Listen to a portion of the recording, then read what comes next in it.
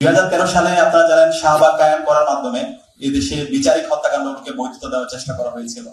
গুম, খুন, আইনাগর সব হত্যাকাণ্ড এবং অবৈধ নির্বাচনকে বৈধ দেওয়ার চেষ্টা করা হয়েছিল। এবং এই ফ্যাসিবাদী সময়ে যে পত্রিকাগুলো তাদের শির দ্বারা উঁচু রেখেছে, সত্যকে সত্য বলেছে, অন্যায়ের প্রতিবাদ করেছে, জাতির কাছে সত্য এবং বস্তুনিষ্ঠ সংবাদ প্রচার করেছে, তার মতো অন্যতম ছিল দিগন্ত পত্রিকা, নয়া দিগন্ত পত্রিকা। এবং খুনি হাসিনার সেখানে চক্ষুশীল হয়েছিল নয়া দিগন্ত পত্রিকা, দিগন্ত কর্পোরেশন।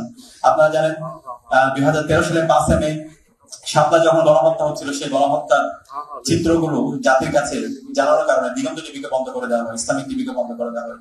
এবং সে তারপর থেকে নয়া দিগন্ত পত্রিকাকে মার্জিনালাইজ করা হয়। বাংলাদেশের বিশ্ববিদ্যালয়গুলোতে যারা নয়া দিগন্ত পত্রিকার প্রতিনিধি ছিল তাদেরকে বিভিন্নভাবে মার্জিনালাইজ করা হয় এবং তাদের পরিচয়ের কারণে বিভিন্নভাবে তাদেরকে আদারি করা হয়েছে। এবং একই সাথে সারা দেশে সংবাদ মাধ্যমের যারা সাংবাদিক ছিল তাদেরকে বিভিন্নভাবে বৈষম্যের শিকার করা হয়েছে।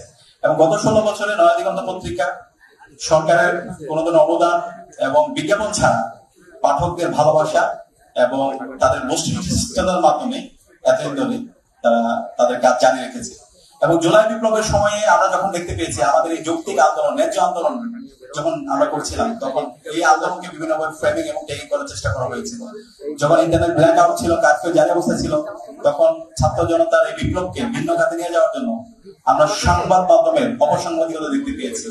সেই সময় আমরা নয়া দিগন্ত পত্রিকার বলিষ্ঠ অবস্থান দেখতে পেয়েছি। সত্যকে সত্য বলেছে, অন্যায়ের প্রতিবাদ করেছে।